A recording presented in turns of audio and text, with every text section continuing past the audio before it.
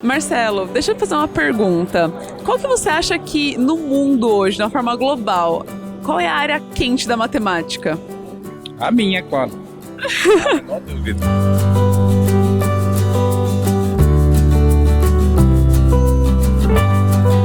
Não, brincadeira.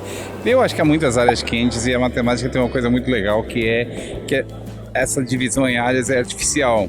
Elas todas se relacionam. Minha área é sistemas dinâmicos. Para estudar sistemas dinâmicos eu uso álgebra, uso topologia, uso geometria. Então todas elas se relacionam. Há uma área que eu acho que é mais popular entre todas, que é a teoria dos números, porque ela tem problemas que normalmente são fáceis de formular, que todo mundo entende. Será que todo número par é a soma de dois primos? Enfim, esse tipo de questões. Então todo mundo entende, mas de fato elas todas se relacionam e tem havido avanços muito grandes, muito importantes em diferentes áreas. Todas as áreas representadas aqui no Congresso são muito ativas atualmente na pesquisa. É bem difícil, você botando uma saia justa aí para ter que escolher uma só, viu? Eu trabalho na interface de teoria dos conjuntos e análise funcional. Teoria dos conjuntos é uma parte da matemática que lida com conjuntos com pouca ou nenhuma estrutura. Um aspecto importante, em geral, que é relevante para um conjunto, né? Então, para algo sem estrutura, é o tamanho dele. Então, quando eu falo tamanho, eu estou pensando no número de elementos. Então, o conjunto pode não ter nenhum elemento, é o conjunto vazio. Ele pode ser um conjunto finito, ter 1, 2, 3, 10, 20 elementos. E ele pode ser infinito. Dentre os conjuntos infinitos, a gente também pode tentar comparar os tamanhos dos conjuntos. Então, a gente pode olhar para um conjunto infinito e querer saber se ele tem a mesma quantidade de elementos que um outro conjunto infinito ou não. Se ele é maior que um outro conjunto infinito, por exemplo. Então, aí a gente vai ter que estudar de que forma que você pode colocar uma cópia de um conjunto dentro do outro. A teoria dos números é a área da matemática que estuda as propriedades mais profundas dos números em si, sejam eles números primos, números inteiros, números algébricos, transcendentes, complexos. A teoria dos números costuma usar ferramentas das outras áreas da matemática, sejam álgebra, análise, até mesmo geometria, para obter seus resultados. A matemática, normalmente, ela é escrita de trás para frente. A gente aprende primeiro o que foi descoberto depois. Então, normalmente, a gente enuncia, por exemplo, um teorema. Teorema de Pitágoras, que todo mundo conhece. O quadrado da hipotenusa é igual à soma dos quadrados dos catetos. E depois a gente demonstra esse teorema e a gente faz problemas utilizando esse teorema. Mas o que motivou esse teorema? Quais foram os problemas que fizeram com que os matemáticos se dedicassem a investigar as propriedades dos lados de um triângulo retângulo? Isso normalmente não é dito na matemática. Por isso, é muito importante estudar história da matemática, porque a história da matemática, ela se volta justamente para os problemas que motivaram os resultados matemáticos. I'm a mathematician who works in partial differential equations and geometry. I want to just talk about one particular method that I use a lot in my work, which is methods coming from an area called harmonic analysis. So harmonic analysis dates back to Joseph Fourier, who used trigonometric functions, sines and cosines and their infinite sums to study heat. Essentially, the idea is that you can also use these methods to study waves. Going to the perspective of a wave, we can think about a wave as more or less a signal. Then the way to decompose a wave into an infinite sum of sines and cosines is really like an ability for us to decompose the signal into constituent parts. Será que um certo conjunto contém uma cópia de um outro conjunto infinito? Os conjuntos infinitos sempre têm cópias dos conjuntos de qualquer conjunto finito, né? Então sempre um conjunto infinito vai ter um subconjunto com 5, com 10, com 1 milhão de elementos. Mas você comparar tamanhos de conjuntos infinitos já é uma teoria bem mais complicada. Eu acho uma das áreas gostosas de fazer matemática, mesmo sendo um pouco duras. A história da matemática, ela se dedica a reconstruir esse contexto, que é um contexto que envolve o contexto social, o contexto político, mas também o contexto científico e, em particular, a própria matemática da época. Ela traz de volta um sentido para a matemática, que muitas vezes é o que falta, inclusive, inclusive ao ensino. É muito importante que a história da matemática seja vista como uma área de trabalho e de pesquisa própria, né? Não só, claro que os matemáticos também podem fazer história da matemática, mas existem metodologias, existem ferramentas, existem abordagens e pontos de vista que são específicos da história da matemática ou da história da ciência e que reúnem as preocupações históricas, que é essa de restabelecer o contexto, e a própria matemática, ou seja, o contexto no qual os resultados são apresentados, são demonstrados, são desenvolvidos,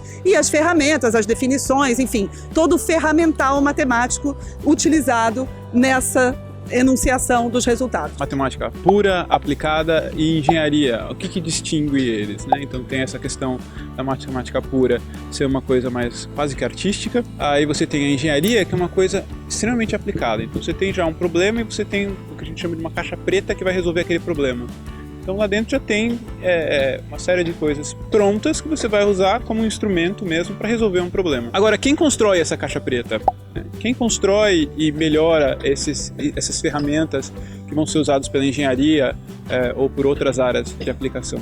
Em geral, é a matemática aplicada que faz isso. Now, if we take this as a philosophy, we can think about starting with more esoteric, more abstract objects, and we can think about how to decompose that object into constituent parts that are somehow related to the problem at hand.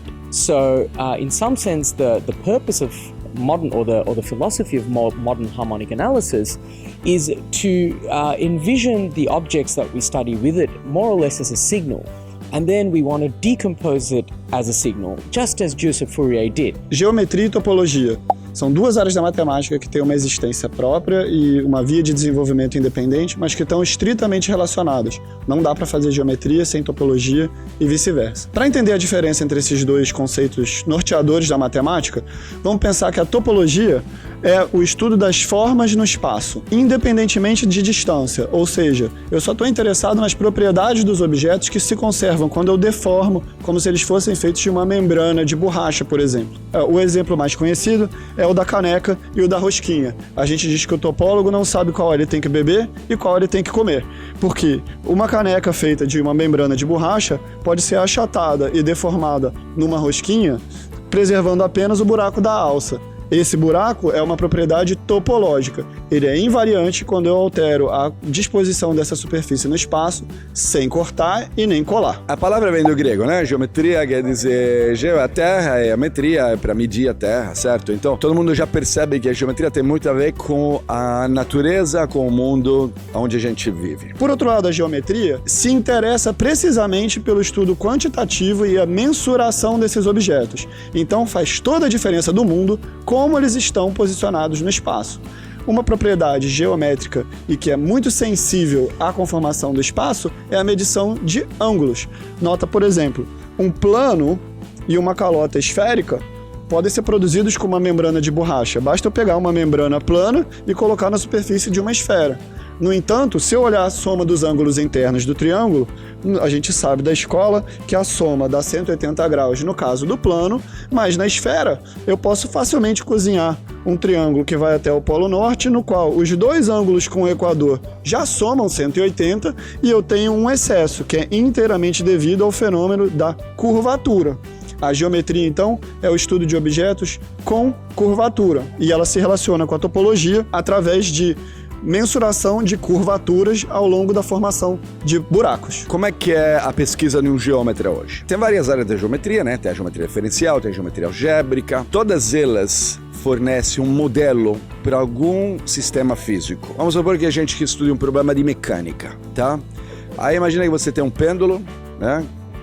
E associado, depois desse pêndulo ligado, tem outro pêndulo, tá? Então, para ver a posição desse objeto físico, você precisa saber aonde que está o primeiro pêndulo e depois que você fixar essa posição aqui, tem uma outra posição de outro pêndulo, né? Então, você tem um ponto do círculo e outro ponto do círculo. Então, o espaço que modela esse sistema físico tão simples é um produto de dois círculos, e isso se chama de um toro, tá? Essa é uma figura geométrica. Muitas pessoas estudam essas geometrias mais avançadas, digamos assim, que não possuam uma aplicação direta, mas mesmo assim elas fazem parte do desenvolvimento e elas ajudam o desenvolvimento de todas as outras ciências. Sou matemático, trabalho com EDP, que são equações diferenciais parciais. O que é isso? É a resposta que a gente dá para a tarefa de vamos descrever como é que uma coisa complicada se mexe. Por exemplo, a água dentro de um copo. Eu escrevo um conjunto de equações que me diz como é que a água estava e para onde a água vai no fim da história. Esse conjunto de equações você pode brincar com elas de várias maneiras diferentes. Principalmente colocar no computador, tocar e tentar prever, sabendo onde a água estava, para onde a água vai. Sabendo onde é que a atmosfera estava, onde que a chuva vai estar amanhã. É isso que o meteorólogo faz. Os meteorologistas usam um modelo de previsão do tempo. O modelo de previsão do tempo é um conjunto de equações diferenciais, parciais, caóticos, extremamente difíceis. A atmosfera é um fluido e você vai resolver um problema de dinâmica dos fluidos na esfera. É um problema difícil e eles resolvem, existem modelos de previsão do tempo pronto. Mas como é que você trabalha para melhorar esses modelos e para construir esses modelos e resolver eles numericamente? Tá? Aí é que entra o matemático aplicado. A gente precisa de prever o que o modelo matemático faz, comparar com o mundo real e depois ver se o modelo está funcionando ou não. A crítica ao modelo depende desse trabalho matemático que é o que a gente faz. A diferença de EDO para EDP. Elas são quase a mesma coisa. A diferença são equações escritas em linguagem matemática para descrever sistemas do mundo real. É que a EDO se presta a escrever sistemas que a gente fala que tem um número finito de graus de liberdade. São sistemas que se movem no número finito de direções. Um objeto sólido, tá certo? Se move para cima ou para baixo, para frente ou para trás, para um lado ou para o outro. Pode até rodar, mas isso é tudo, digamos, três direções, 6 direções. A EDP se presta a modelar, a descrever o movimento de coisas que tem um número infinito de graus de liberdade. Ou seja, qualquer coisa que se deforma. Uma coisa que se deforma pode se mexer do número infinito de maneiras diferentes. E para isso você precisa de uma EDP para descrever essa modelagem. Como você decidiu que você ia pesquisar voltado para sistemas dinâmicos? Bom, foi um pouco coincidência, claro. Quando eu estava terminando a graduação, era um momento em que estava havendo avanços muito grandes numa certa parte de sistemas dinâmicos que usa computação para fazer figuras. Essas figuras dos fractais são mais ou menos da época em que eu estava terminando a graduação. Não que os objetos fractais não fossem conhecidos antes. O que não existia era a tecnologia, era computadores suficientemente rápidos, impressoras suficientemente boas para fazer essas figuras. Quando houve a conjunção das duas coisas, por um lado a teoria, que avançou muito nos anos 80, e por outro lado a tecnologia que permitia fazer figuras bonitas, atraentes, estava no ponto de eu decidir e eu fui cativado. Sistemas dinâmicos é uma área da matemática que estuda o movimento em geral. Então, o que os matemáticos querem fazer dessa área? Eles têm algum modelo, ou esse modelo pode vir da natureza, e você quer estudar a evolução de alguma partícula ou de algum elemento que está modelado por esse sistema. Em geral, o estudo é feito tentando entender a órbita. A órbita seria o passar do tempo. Eu trabalho um pouquinho na área de sistemas dinâmicos aplicada. Sistema dinâmico nada mais é do que tudo que mexe com o tempo. Por exemplo, se hoje chove, amanhã faz sol, no outro dia vai ficar nublado, a gente tenta entender o que acontece de acordo com o tempo, o sistema em geral que a gente está estudando. O que eu estudo dos sistemas dinâmicos é aplicado para buracos negros, que nada mais é do que um ponto com muita energia, que se você chegar perto dele, você não consegue mais sair. Ele atrai tudo que está perto dele. Eu tento usar técnicas de sistemas dinâmicos, ou seja, dessas coisas que evoluem com o tempo, tentando entender o que acontece nos buracos negros. Uma outra abordagem é quando você associa uma ferramenta a mais ao estudo da dinâmica, que seria a probabilidade. Quando a gente associa sistemas dinâmicos e probabilidade, nós damos o nome de teoria ergódica. Um exemplo clássico de sistemas dinâmicos e teoria ergódica é quando você vai estudar o lançar de uma moeda. Sistemas dinâmicos é um termo mais geral, uma coisa bem mais ampla. Qualquer coisa que se mexe no tempo é um sistema dinâmico. Uma lei de uma coisa, de um processo que se desenvolva no tempo é um sistema dinâmico. Esse sistema dinâmico pode ser de dimensão finita, que é o caso do MEDEO, pode ser de dimensão infinita, que é o sistema dinâmico que é dado por um EDP, pode ser até discreto, que é um sistema dinâmico que pula no tempo, que nem uma pulga. 1, 2, 3. Isso, o comportamento da pulga pulando é um sistema dinâmico que a gente chama discreto, não é nem um MEDEO, nem um EDP. É uma área bem fascinante, assim, parece que ela está presente em muitos ambientes. Ela é fascinante por isso, porque de fato as aplicações são inúmeras. A definição é que é a área que estuda fenômenos que evoluem no tempo. É tudo, praticamente tudo. Mas ela também é fascinante para nós, matemáticos, justamente porque ela combina métodos e ideias de muitas outras áreas. Então você tem que ter uma confluência de ideias que são usadas para fazer essa análise. Isso significa que quem sabe sistemas dinâmicos sabe qualquer coisa. Se algum bonito que estiver assistindo aqui, a Ju, se interessou por essa área e quer aprender um pouquinho mais, se aprofundar, qual dica você daria? Tem algum livro, algum pesquisador que você indicaria? Olha, a minha primeira dica é que há alguma parte da matemática que deve ser estudada com mais prioridade, principalmente equações diferenciais. E para isso há material, há livro, há vídeos. Não quero ficar fazendo autopropaganda, é claro, mas as minhas aulas de equações diferenciais foram filmadas no IMPA, estão no canal do YouTube e podem ser assistidas. São uma boa referência. Para alguém que queira já pegar um livro, há um livro que eu acho que se chama Introdução aos Sistemas Dinâmicos ou algo parecido com isso, de um autor chamado Robert Devaney. Meu primeiro trabalho de pesquisa foi respondendo uma pergunta desse autor, por coincidência. É um livro bastante introdutório, tem bons exemplos, porque em sistemas dinâmicos é muito importante conhecer exemplos, coisas concretas, para entender o significado dos teoremas. Aliás, isso é verdade em matemática em geral. Então seriam as minhas principais dicas. Não é difícil encontrar bom material disponível na internet para começar a estudar. Agora, o melhor conselho que eu posso dar é venha para o IMPA e faça curso com a gente, porque não tem nada que substitua a oportunidade de você estudar com um professor e ter uma explicação direta das pessoas que entendem do assunto. O melhor mesmo é vir para o IMPA, que é grátis e é o mais barato. Muito obrigada.